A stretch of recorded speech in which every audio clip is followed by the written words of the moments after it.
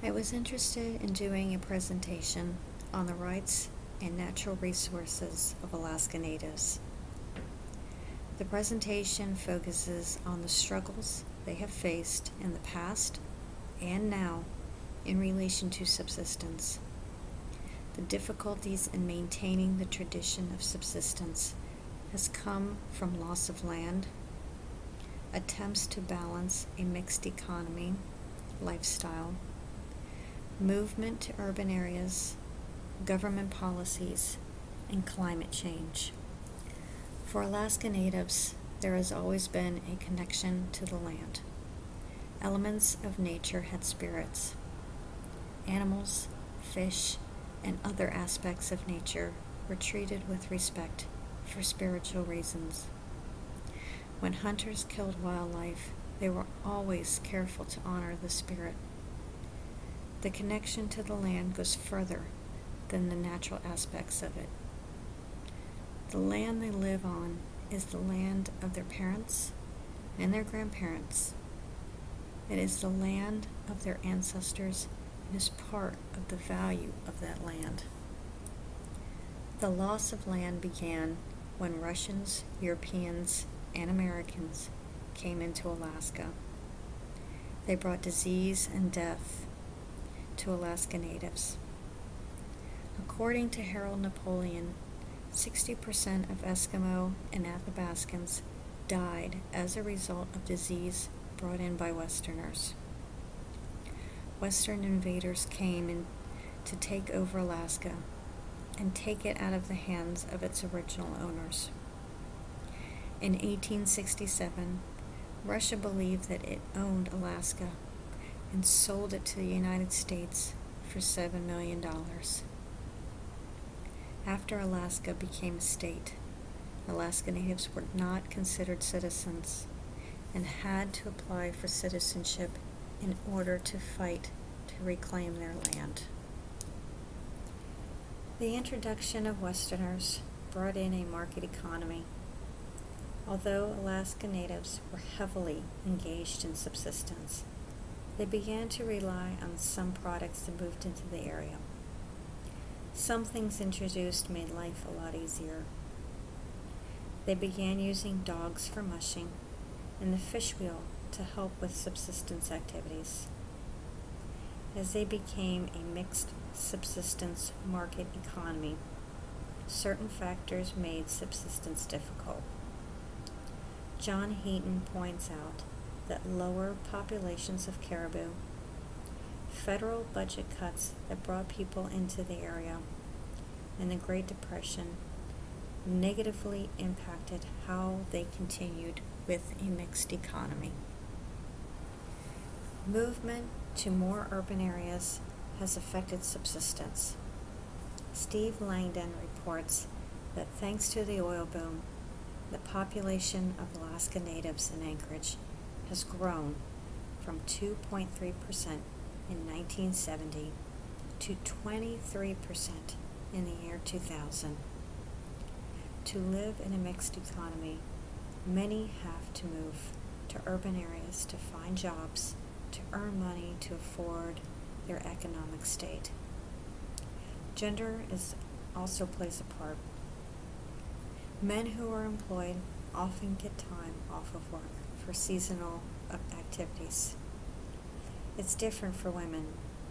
Alaska Native women who are employed rarely are able to get time off of work for subsistence. Women must find the time outside of work for their traditions. Politics and government laws have constantly put up barriers for Alaska Natives. According to Steve Langdon, politics has made subsistence difficult. After protests from Alaska Natives concerning land claims, pressure was placed on the state to resolve the issue in order for oil development to proceed. Arguments and protests ignited in the formation of the Alaska Federation of Natives, or AFN, in 1966 to help fight for their land claims. The construction of the Trans-Alaska Pipeline could not progress if disputes could not be settled.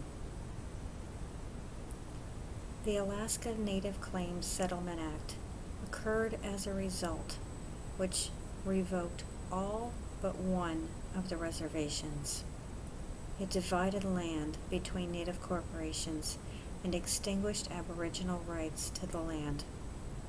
ANCSA took away subsistence rights to the land, making Alaska Natives fight to regain what was theirs.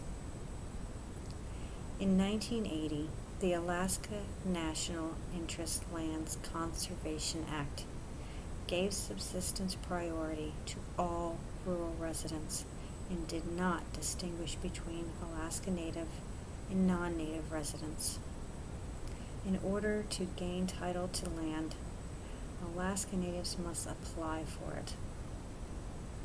Rosita Worrell mentions that some of the land applied for does not get approved because the connection to the land is based on stories of real places, but there is no physical evidence at the site.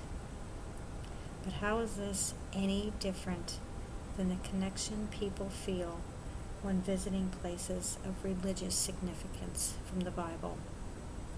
Bethlehem and Jerusalem are sacred places to so many Christians. How is it different for Alaska Natives? Economics and politics are not the only challenges to subsistence. Climate change and other impacts to the environment affect everyone, but influences Alaska Native communities substantially. To have the necessary foods for subsistence, conservation must be practiced. Many Native groups have joined with the National Wildlife Federation to work together in conservation efforts. Alaska Native tribes have a lot of knowledge in regards to conservation, considering they practice it often. Unfortunately, the money distributed by the federal government is lacking. According to Vogesser, in 2008, out of the $699 million that was granted for wildlife and conservation, only $6 million was given to the 562 federally recognized tribes, which had to be divided between them. The lack of funds made conservation efforts and programs difficult.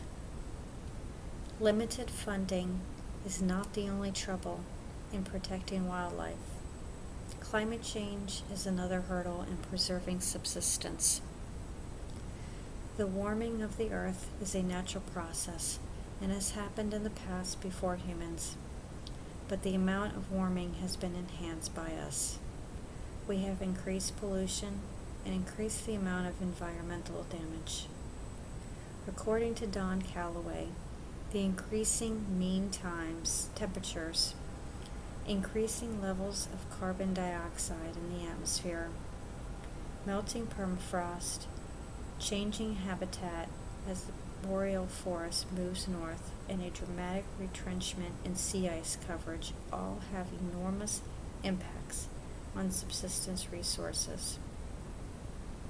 The changes in temperature will likely have an effect on the wildlife that inhabit these areas. Erosion, rising sea levels, melting polar ice, and the effects of climate change on wildlife are serious issues for subsistence.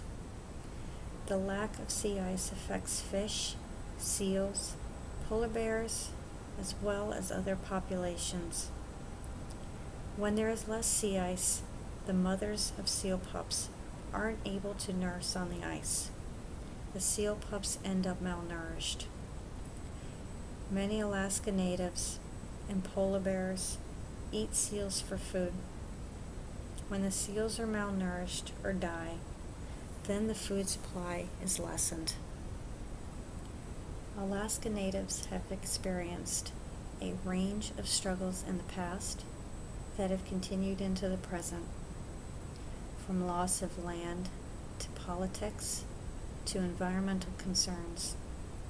Alaska Natives have had to work to maintain a subsistence way of life.